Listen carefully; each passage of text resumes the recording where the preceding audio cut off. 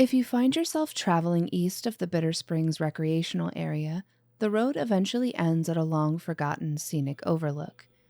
But if you keep going, past the edge, beyond the pavement, you'll spot an old fence line cutting into the cliffs.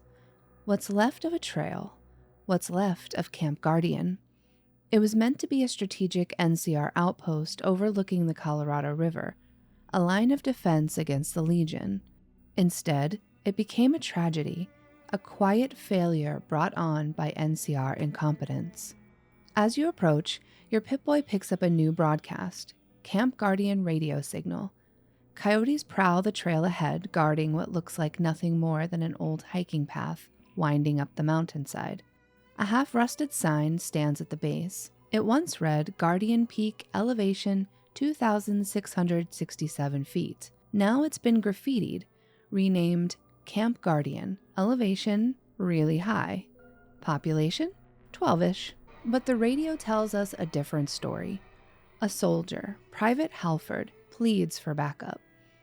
He says the camp's been attacked by something from the caves. Mutants, he says. Freaks. He doesn't know exactly what they are, only they're everywhere.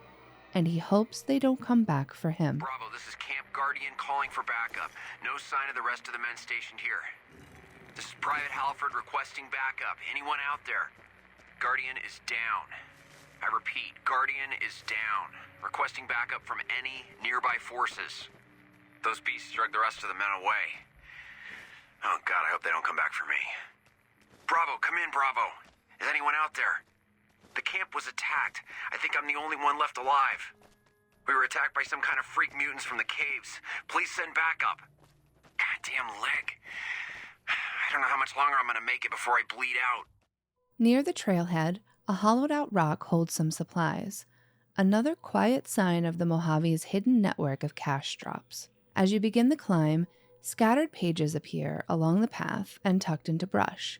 They're entries from the Camp Guardian daily logs, written by Sergeant Banner, the man in charge of the 12 NCR soldiers stationed here. The logs aren't in order, but I'll read them chronologically, day by day, to help piece together what happened here. Day 3. This place is a mess. Most of the old hiking trails are buried in landslides, and the rest is so dusted you can't tell which direction you're supposed to go. I don't know what the hell the survey team was thinking when they said this was a strategically sound location. At least we were issued plenty of rations, and the river has plenty of fresh water. We could eat for months. Let's hope tomorrow brings some headway cleaning this place up. Day 5. We've managed to shovel most of the debris up to the first bridge. This thing looks like a wreck. Thankfully, there were a few wooden shacks around we can dismantle for scrap to rebuild. I just hope we don't run out of scrap before we finish the trail. Jackson says he heard some kind of howling the other night. It sounded like the wind to me. Day 7.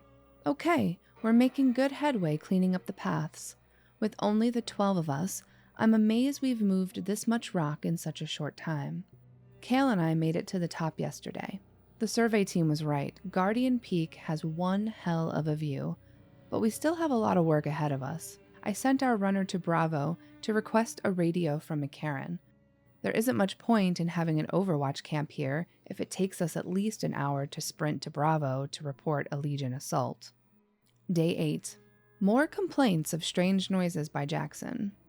I'm starting to think he still has some unresolved issues after seeing his last squad wiped out by a Legion slaver squad to the south. I sent out a few men to investigate, but they couldn't find anything. I think I should keep Jackson away from the munitions until he calms down. Day 12. We managed to get the rest of the path cleared. Some pre-war fencing was mostly intact, and we were able to set it up as a makeshift barrier on the more dangerous cliffs. I hope none of these jar heads fall off. We found a few cave entrances as we were clearing rubble. They lead back to each other with just a single collapsed path, which appears to lead down into the mountain. The damn survey team didn't mention any caves. I hope we don't find any more little surprises. Day 13. It's been almost a week, and still no sign of a radio from McCarran. I'm sending a runner to Bravo to see if they can spare a handheld or any other radio gear, until McCarran can get around to sending the gear I requested. I swear those dumb bastards back at command expect us to use carrier pigeons or something. Day 14. It's been a week and still no sign of a radio from McCarran. At least Bravo was nice enough to give us a handheld so we can relay to them in the meantime, should Caesar try anything. Halford will get the radio set up if and when it finally arrives. For now, he is in charge of the handheld and daily reports to Bravo. Day 15. The handheld is working well enough and we finished building steps up the steeper sections of the path. We can finally move the rest of our gear to the top. Last night, Jackson came screaming into the tent, swearing up and down he saw shadows moving in the water. I know legionaries are known to be fast runners, but swimming across the river? I sent half of the men in pairs to search the area, but again we came up empty-handed. I'm starting to think Jackson is unstable and may need counseling. I'll request a replacement when we get the radio from McCarran. Day 18. We finally got the radio from McCarran. I've set it up on the peak so anyone on Overwatch duty can quickly radio in if the Legion makes a move. I'd like to know which genius back at command decided to send a squad to this location, but didn't think to give us a radio so we could actually call in an attack. Probably another politician's son. Day 19. Okay, now I'm starting to hear noises. During my watch last night, I definitely heard splashes down in the water. I requested an additional survey from McCarran, but they blew it off as nerves. Fish don't make that much damn noise. I sent down half of the squad with lamps, but they couldn't see anything. We can't find any other cave openings. Maybe I've caught a little crazy from Jackson. I wish we had some cat eye. Can't see shit at night. Day 20. More surprises. Collins came across a cave entrance right behind our damn tent. The survey team should have caught this if they'd done a thorough job. I have no idea if anything is in there, but we don't have the manpower to deal with any serious pests. I'm going to have some choice words for Burke the next time I see him. This isn't the first time that idiot skipped over details while surveying an area. I hope to God we're not sitting on some kind of nest. I'm going to send in Frakes and Collins to scout the caves tomorrow. If we have to, we'll use explosives to collapse the cave. At the summit, it's easy to see why the NCR chose this spot. The overlook stretches wide. Views of Fortification Hill, the Colorado River, and Lake Mead all visible from a single vantage point. But the camp itself is in ruins. Food scattered, empty cans and bottles, blood staining the ground. And near the old radio is a Sunset Sarsaparilla Star bottle cap that rests on a crate, ready to add to your collection. Facing north, behind the ransacked tent, we come across the entrance to the Camp Guardian caves, the very ones Sergeant Banner warned about in his logs. Inside, the remnants of the squad's final stand are clear.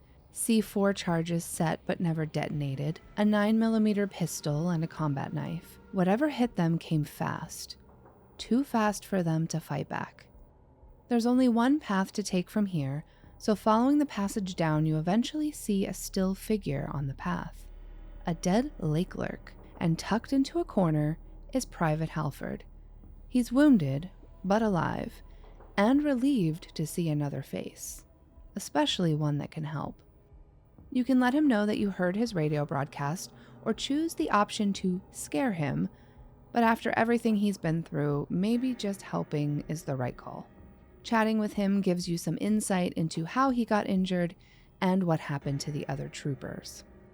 With a doctor's bag or medicine skill of 50, you can mend his injured leg. He insists on leaving the cave immediately, but if you ask him to help clear out the remaining lake lurks, he'll refuse unless you can pass a 50 speech check. Appeal to his fallen comrades, and he'll pick up his weapon one last time. Mention his gun, and he'll offer it to you in return for getting him out safely. The rest of the cave is a sprawling, nightmarish labyrinth of twisting tunnels. Lake lurks skulk in the dark, territorial, darting through the caverns amongst the remains of the NCR troopers that were dragged down here for food. In a large chamber, You'll find the majority of the creatures along with a lake lurk king. There's a clutch of eggs and the carcass of a caravan Brahmin with some random loot. You find what's left of the NCR unit, troopers piled together, surrounded by gore and decay. This is where the lake lurks made their nest, and this is where the NCR mission ended. Connected to this chamber is another flooded room that leads to an exit into Lake Mead, a back entrance for the lake lurks. There's also a southern exit that leads to a ledge overlooking the lake, as well as the original way in.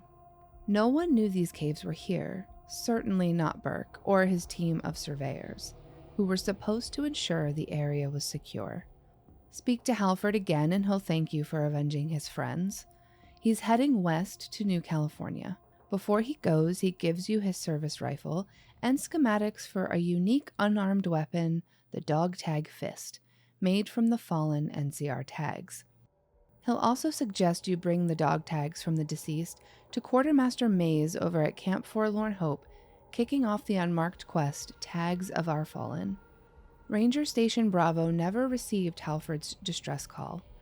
Who knows how long he may have remained all alone in that cave. With NCR posts all throughout the Mojave, you'd think someone would have heard something or there would be talk about the attacks.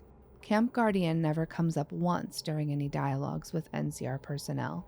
Let me know your thoughts on Camp Guardian and the events that unfolded here. Thank you so much for watching, and I will see you in the next video.